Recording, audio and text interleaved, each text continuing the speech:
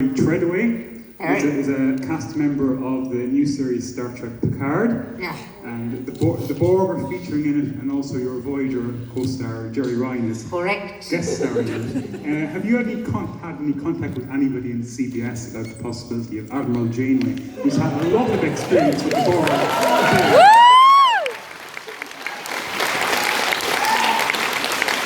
My social media director warned me that this question would what do I say? I've had no contact with CBS. And I think it's terrific that Patrick Stewart and Jerry Ryan are working together on his new show. It'll be great. Next question.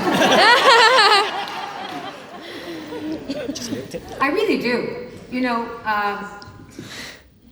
they're revitalizing the whole thing. And I think it's a very good idea. We're looking at Picard through a different lens. I think 7 of 9 will come to him. It's going to be very provocative. It's going to be very good. It's very, very smart, I think. Yes. Somebody over here on this side should have it. Oh, you've had your arm up. Hand up. Hello. Hi. You spent 7 years playing Captain Janeway. I did. That's correct. I did. How come you never promoted Harry Kim?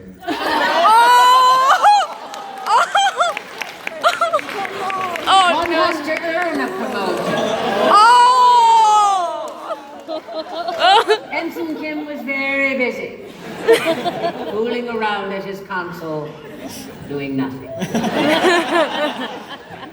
He was so pissed off that he didn't get a promotion. But you can't promote everybody, right? I was very busy sort of living and dying and going. Who's next? Yes, love. Excuse me. What, is everything okay? Everything okay down there? Yeah. Are there little animals or children? What's your question, lovey? Oh, I see. That's Janeway? Yeah. That's Janeway. She looks like a monkey. She's a little monkey with very big black eyes. She's I love darling. her also. Okay. My question was about the relaunch books. Have you About read the what? the Voyager relaunch books? So everything that happened post Endgame. That obviously now the Picard show is going to completely blow out of the water. But have you read any of those books? I haven't. I've been busy writing my book. Are they good? Yeah. You should definitely read them. We all like where Janeway is in those books. So I'm going to tell you a little. It's not a secret, but it's the truth. That 7 years was so defining for me. Huge in every way. You can't imagine. It was transformative. I mean, I worked really hard. And I'm raising the 2 kids, right?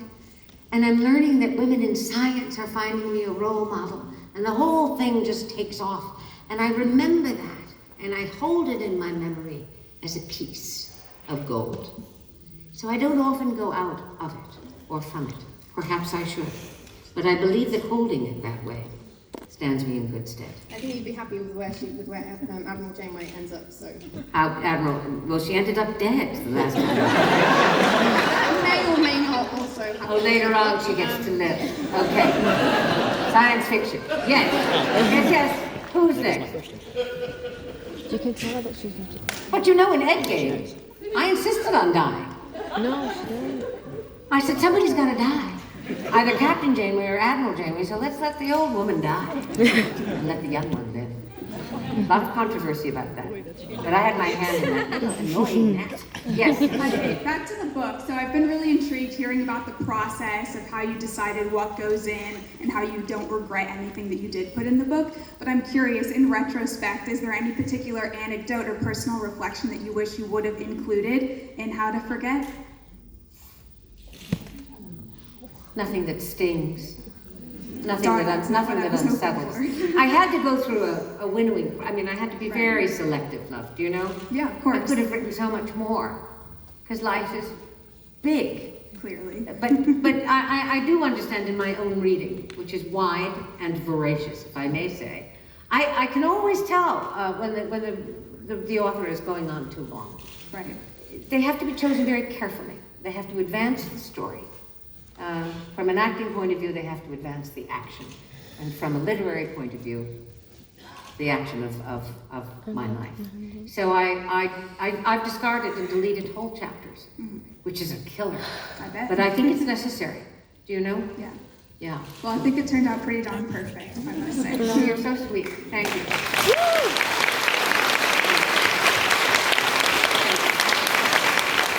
Stand up. If you stand up, then they'll come. Something from the Bible. Oh my God. Oh, but he can't really, pass it over. Ask my question first. Oh, you little minx. He was on his way to him.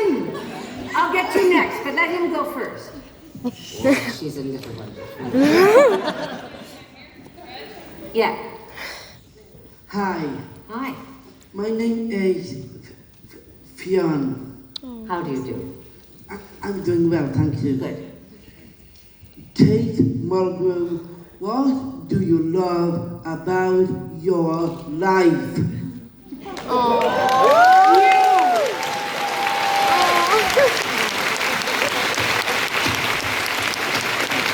Men like you who ask questions like that. Thank you very much for your time. Thank you, darling.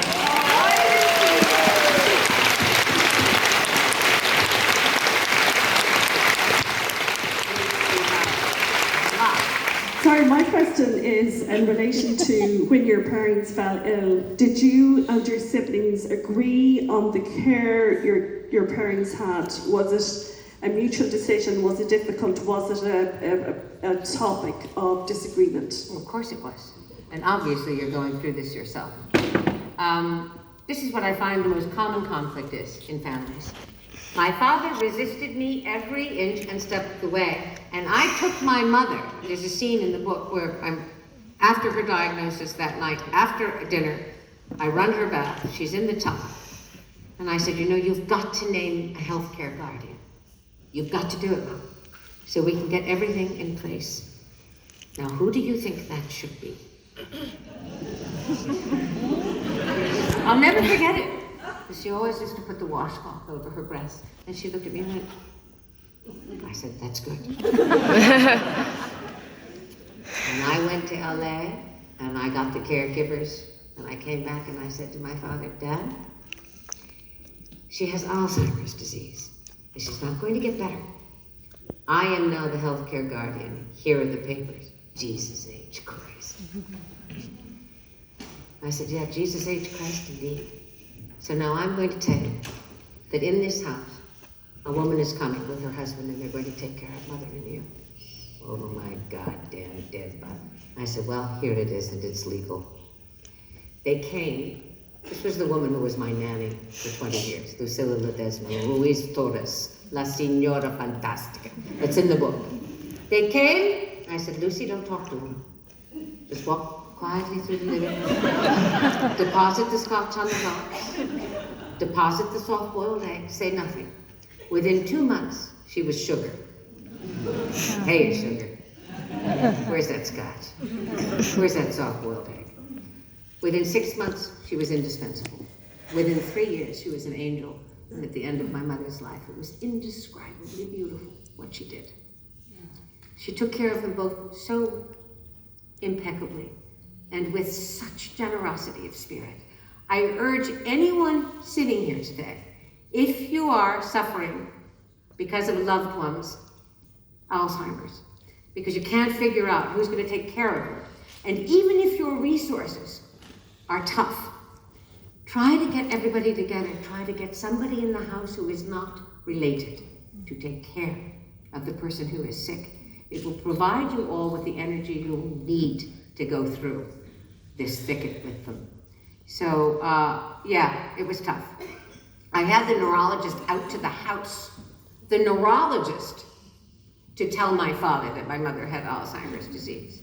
It was the only time in my life my father did not stand up when somebody walked in the room.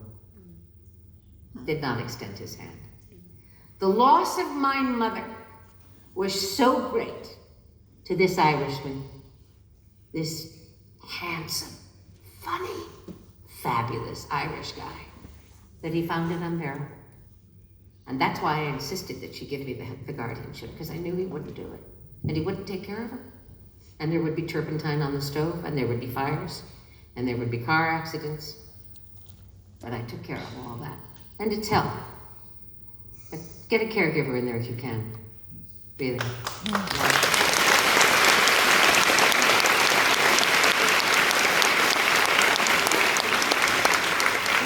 that you, the same one? Yeah. We have time for just one more question. We only have time for one more, but I know that you have a follow-up that's important. Say it, darling. What is it? Thank you.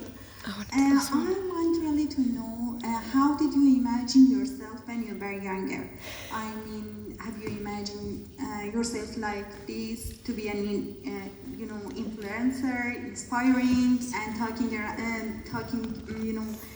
in front of the people, telling your story, or it was completely different? I don't know. It's a good question. But I'll tell you what, I did think a lot. But I'll bet we all do. I'm not saying this is an extraordinary... I remember thinking often as a little girl, I am different. You know, I used to hide, listen, watch, and say to myself, this is why I am different. So maybe it all lends itself to this and what has come to pass. In which case I'm very grateful, because it's been a wonderful life.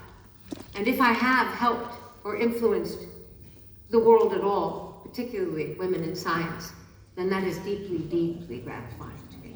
We have time for one more question. And this has to be the last one. Where are you going? Oh, you're the photographer. Or do you have a microphone? Why don't you give it to that man? Can I do it? I don't know. It's so long. Here.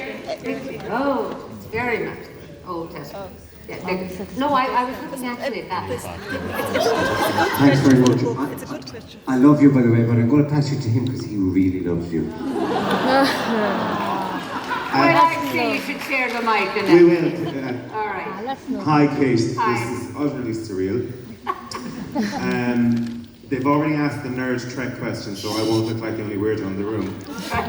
But I just want to say, you're very passionate about Alzheimer's and anxiety and depression and all that stuff, and I just want to say that we used to walk down to the Chartbusters in the video store years ago in the 90s when we had no money as students, we were depressed, and we would rent like season 2 or 3 of Voyager and sit around and just be like lifted out of it. You know, you dealing with like, oh, I shouldn't have done this, and my depression. And you were talking recently at some convention on YouTube about a stupid alien that looked like a poop monster. And it was an episode called Night, where it was just dark, and everyone, you were depressed. I was depressed. Yeah. Wouldn't you be? Absolutely. 75,000 light years from home. I missed the gas station and I'm dealing with the poop. But I just found it ironic because that was the one episode we put on if we were really pissed off. Janeway managed to pull herself out of the shit, why can't you, you know? Janeway from Netflix.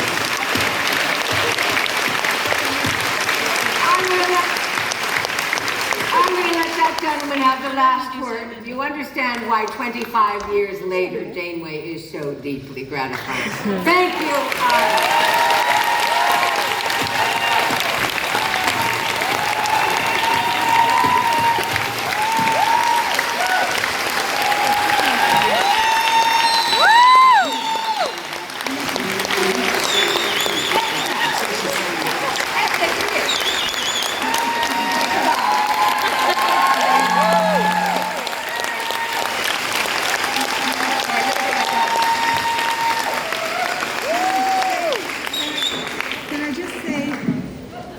Thank you to Kate Mulgrew for a really, really entertaining, riveting hour and a half. Kate Mulgrew will be signing books outside that door, so get out there and get your book.